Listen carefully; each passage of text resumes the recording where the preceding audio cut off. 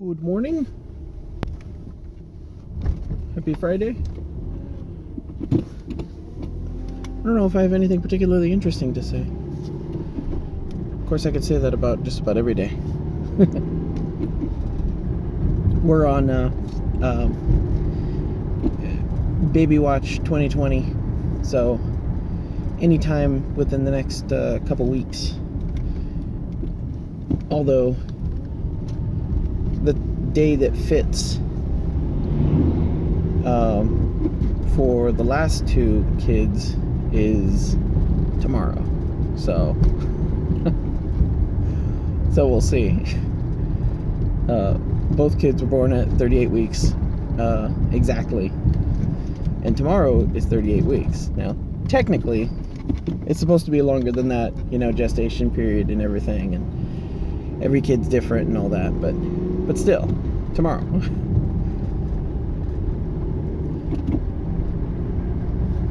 So we'll see.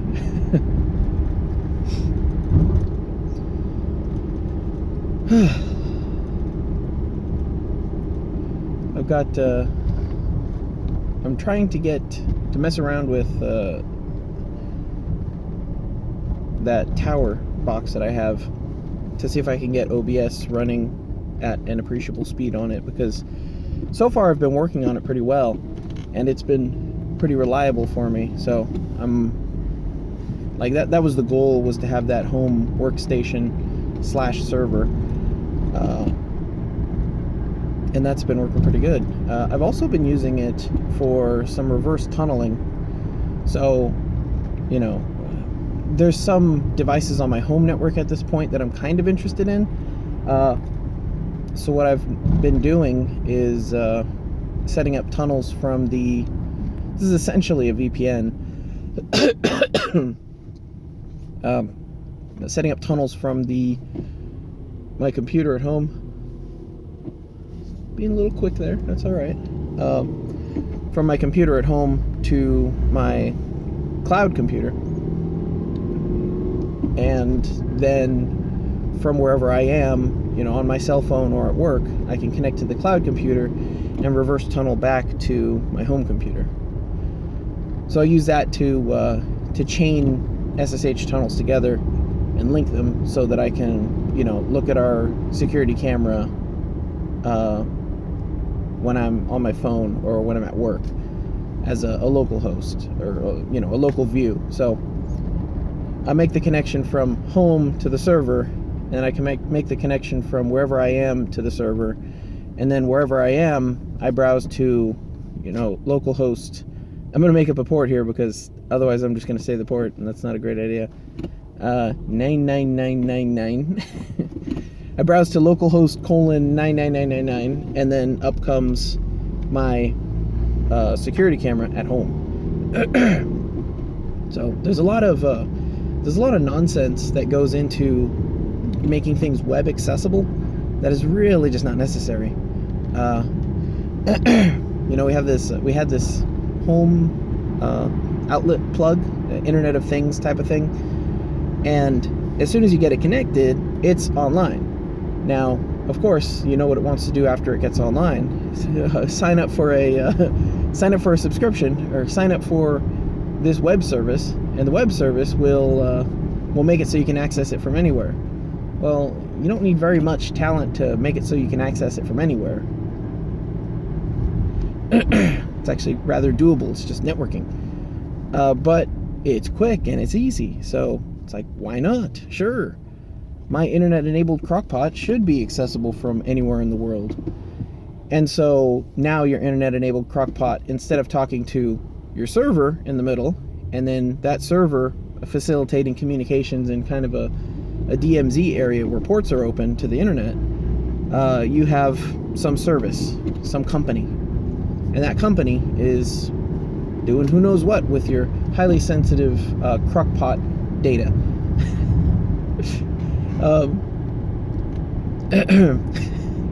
This crockpot collects anonymized data. It does not track any personal information. Are we okay to collect this data from you? No. Alright, don't spill. Okay.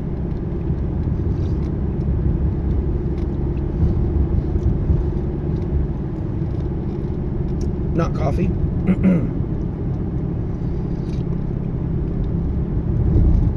But also not bad. I was reading a Boxcar Children book to my kids, and it was the 70s or the earlier version. I'm not sure which. I think it's before the 70s, because the original books were made in like the 50s or something. And we found one of the original books, and it was like it was like the four kids were practically street urchins, sleeping on random people's benches if they asked politely, and they were avoiding their grandfather because they thought because their parents died and they thought the grandfather was going to be mean to them. And the kids are literally street urchins. You know, they're just wandering around, picking up food here and there and taking odd jobs here and there. And that's why they're called the Boxcar Children, because they found they were in the forest and living in a shelter, and then they found a boxcar and they used that for shelter.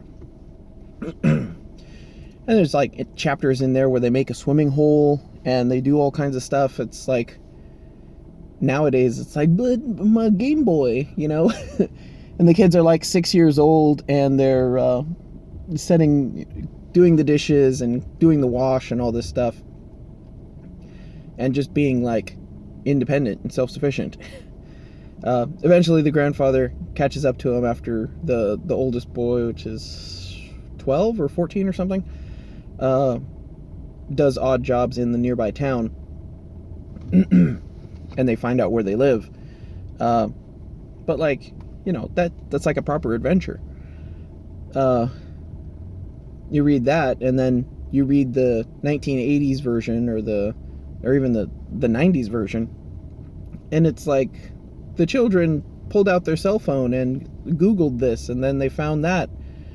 And it's, you know, it's modernized is one thing, but it's also it's homogenized. There's no danger, there's no peril, there's no real, let's see how to put this. There's no real challenge, I guess, for them to overcome. It's really just them kind of wandering into situations and then putting two and two together, which is, you know, they're solving mysteries, which is the premise of the book. But in between, they're just like meandering around. And it gets pretty samey after the first few books.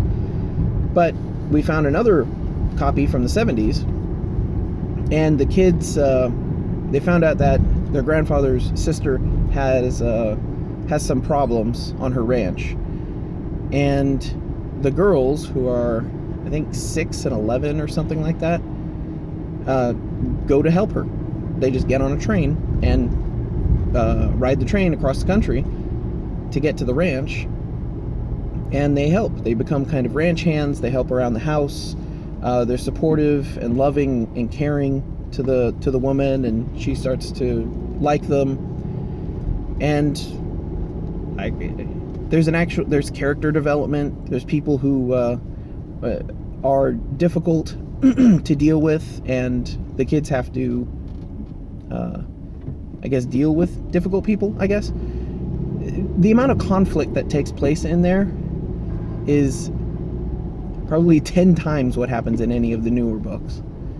And it makes drama, it makes it interesting. And these are challenges that the kids overcome, and they show, they show proper constitution, they show they're polite, they act with aplomb during these exchanges. And they, it's extremely different from the newer versions. I have this 1900s copy or it's 1918, I think, version of the Collier Junior Classics, and I need to see how much of that I can really read. I did read some Grimm's fairy tales to the kids, and it's kind of interesting. There's a lot more there's a lot more violence, but it's not like, you know, and it's like then the wolf gobbled them up, and then the woodcutter came and cut the grandma out of the wolf's belly, and they were all alive. And the wolf ran off sewing up his belly, you know, fairy tale style. And they liked a few of those. I mean, it was pretty interesting. Like, there were some parts where I had to read ahead to see, you know, how dark does this get. But for the most part, it really wasn't that bad. I think I only skipped a few parts, or skipped a few books. These older stories, I mean, it's like these are the stories that the kids had in their heads when they grew up and did great things. And today, it's very much not that. Right. So, this drink is that a spill on the other side? Yeah, maybe a little bit. So in the book, where their great aunt, I guess, is being difficult to deal with, she makes a little breakfast for her because she's refusing to eat. So the breakfast that she makes for her is 1 egg in a cup, beaten, and then orange juice poured over top of it. It's just an egg and orange juice. And I was like, I had to go back and read it again. I was like, I'm reading the story and I'm like, oh, I must have missed something. Like, no, it's just an egg and orange juice. And does she cook it now? I've heard that is actually a thing. Adding a little bit of orange juice to your scrambled eggs. They're like, does she cook it? And I read it, and nope, she doesn't cook it. She just drinks it. Just 1 raw egg in a cup and pour some orange juice over it and drink it. So, like, I'm pretty sure that's what this says. And, you know, my daughter goes, ew. I said, well, I'll let you know when I try it. You know, just try stuff. Just try stuff. So, this got me on a little bit of a wander about looking up raw eggs and what's approved of and not approved of, and dangerous and not dangerous, and what people literally did every day of their life. It was like, it's like, oh, raw eggs, you can't eat raw eggs, you'll die. Like, someone's like, oh yeah, my granddad used to do that. He would drink 1 raw egg and mixed with, you know, some other thing. It wasn't orange juice in this case, but 1 raw egg mixed with whatever every day of his life. You know, every day since he was like 20. And he lived to 90 or something. And it's like, oh, you can't do that. Like, well, one of us is wrong. So PS2 is not hot swappable. PS2 ports are not hot swappable. I know this because one of the first things, you know, I learned it, but I also burned out a PS2 port on a box I was working on when I was young. So it was like my first computer job. But I burned out the PS2 port by hot swapping it, and my boss was like, "Don't do that. You can't do that. Now we have to give him a USB mouse because the PS2 one isn't going to work." So I was like, right. I learned my lesson. So on the factory floor, we swap PS2 all day, every day. Not every day, but pretty much. That, like, I go out there and I'm like, oh, you can't hot swap PS2. And they're like, you mean this plug unplug? Is this what you're talking about? Is this the thing? Yeah, you can't do that. It'll fry the computer. This computer that's about as old as you. And like the things that wear out are the PS2 ports. Like the physical contacts on the PS2 ports get worn out before the motherboard fries, before that port dies, before it shorts out a keyboard. You know, it's like the accepted knowledge, the technical knowledge, the official knowledge is you do not hot swap PS2. I have literal experience of killing a PS2 port by hot swapping it.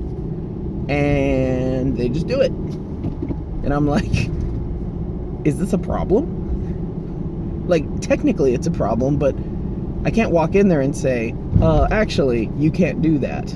It'll break the computer. We've been doing it literally thousands of times, or probably tens of thousands of times. it doesn't break the computer. Like, but this book says it does. So it's like, is this a problem? I don't know. I literally don't know. And that issue was brought up to another engineer, and he was like, "Hey, Troy, what's the deal with this hot swapping PS2 thing? Like, we got to figure out a way to work around that." I'm like, "Do we?" Like, over a year ago, I was in your shoes thinking the same thing. Like, well, this is not possible. And over a year later, they keep doing things the way they've been doing it. It just does it.